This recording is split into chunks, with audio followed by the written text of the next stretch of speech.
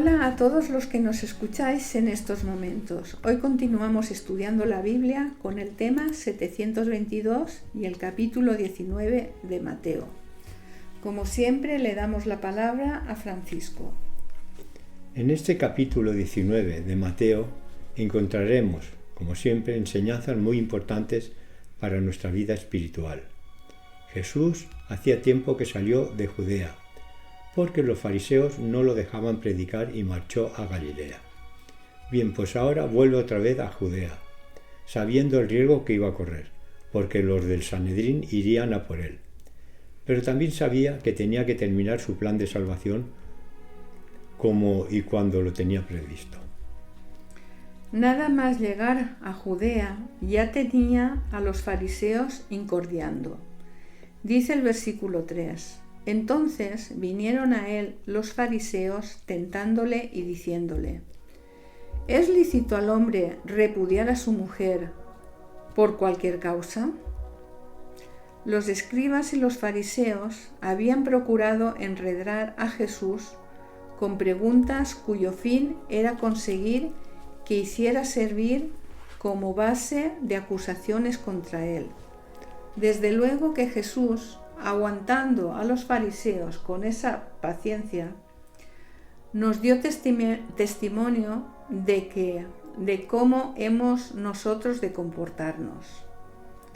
Jesús, como siempre, les hace recordar las Escrituras y no las normas establecidas por Moisés a la salida de Egipto, sino que los lleva al principio, a la creación. Lo dice el versículo 4. Dice: Él respondiendo les dijo: ¿No habéis leído que el que los hizo al principio, varón y hembra los hizo? Y en el versículo 5 siguen los consejos inherentes al matrimonio.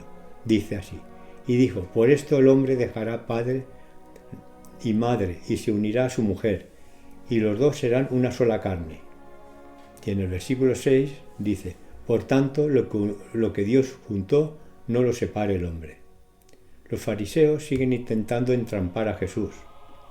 En el versículo 7 les dice: ¿Por qué pues mandó Moisés dar carta de divorcio y repudiarla? Jesús le contestó, versículo 8, dice: Por la dureza de vuestro corazón Moisés os permitió repudiar a vuestras mujeres, mas al principio no fue así. En los versículos 9 y 10 les dice que solo puede separarse el matrimonio si ha existido adulterio por parte de alguno, porque si no es así y se separan, ninguno de los dos cónyuges podría casarse de nuevo.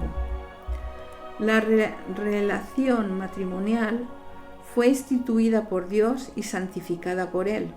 En realidad, aquellas parejas que comparten mayor número de intereses, aún antes del matrimonio, serán las que tendrán más probabilidades de disfrutar de un mayor compañerismo y de lograr un matrimonio más dichoso. Por el contrario, cuando hay grandes diferencias de procedencia, educación, actividades, principios y gustos mutuos, es mucho más difícil alcanzar la unidad mental y espiritual y lograr éxito en la relación matrimonial. En el versículo 10, los discípulos le expresan sus dudas a Jesús. Dice así: Le dijeron sus discípulos: Si así es la condición del hombre con su mujer, no conviene casarse. Sugerían con esto que, en vista de la naturaleza humana y las múltiples circunstancias que podrían llevar a la incompatibilidad matrimonial, quizás sería mejor no casarse nunca. Sin duda, la norma que Jesús había presentado pareció a primera vista demasiado elevada aún para los discípulos, lo que también ocurre hoy. A todas estas dudas de los discípulos, que parece se están refiriendo al celibato, Jesús le contesta en el versículo 12: Pues ya hay eunucos que nacieron así del vientre de su madre, y hay eunucos que son hechos eunucos por los hombres, y hay eunucos que asimismo se hicieron eunucos por causa del reino de los cielos, y el que sea capaz de recibir esto, que lo reciba.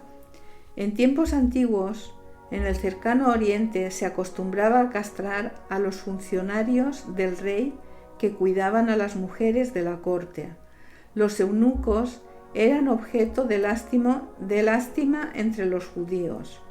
Los sacerdotes que hubieran sufrido una mutilación de este tipo no podían ejercer el sacerdocio.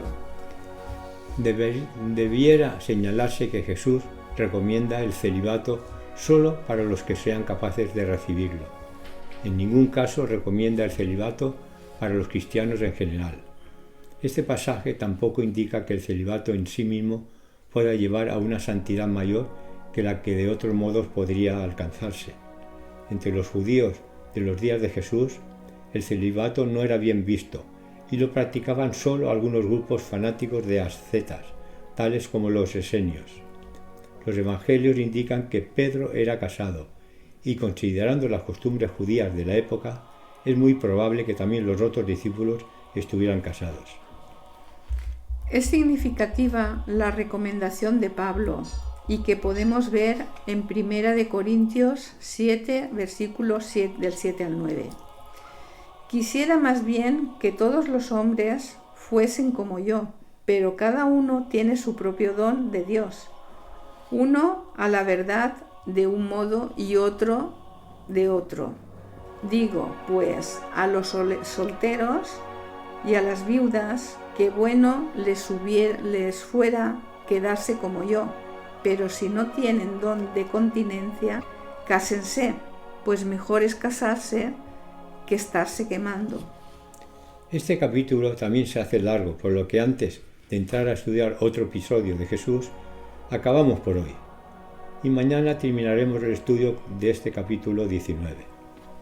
Bien, pues hasta mañana continuaremos estudiando la Biblia con el tema 723. Bendiciones. Hasta mañana.